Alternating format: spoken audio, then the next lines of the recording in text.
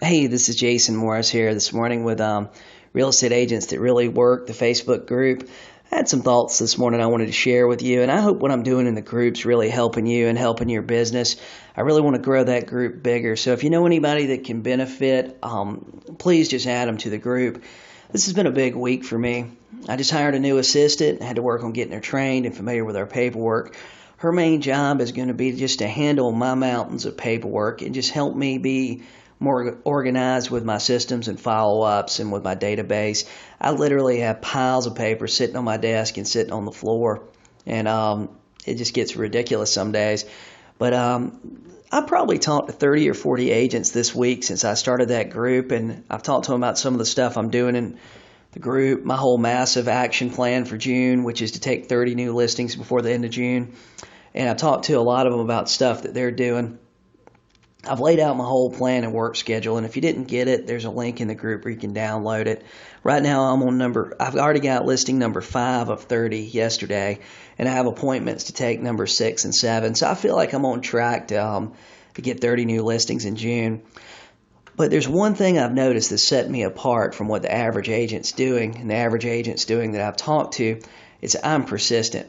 Sometimes I'm so persistent, I think some of these people list their house with me just to get me away from them. So what I've noticed is that most agents, they just don't follow up enough. They don't follow up long enough. They don't email their leads. They don't text them. They just, most of it just lose focus and they just get off course. I keep being asked about all these random subscription services and dialers, and to tell you the truth, I don't use any of them. I use Red-X, and I use some for sale by owner gathering services, and then I just scour the internet looking for sale by owners. I call old expireds. I had a whole list of things I call in the group that you can take a look at. But the thing I do is I stick to making my calls in the morning, following up with people that I think that are going to sell, and going on a listing appointments. What I've noticed is that most agents, they'll make calls for a week, then they'll spend a week working on Zillow and internet stuff, and then maybe they'll spend a week designing a mailer, and they never follow up with the people they actually talked to on the phone a couple of weeks ago.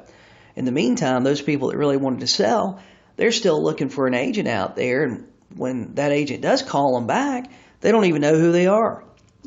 But the one thing I've noticed and I've learned, and this is my thought for the day, is every time you get off course, it costs you money.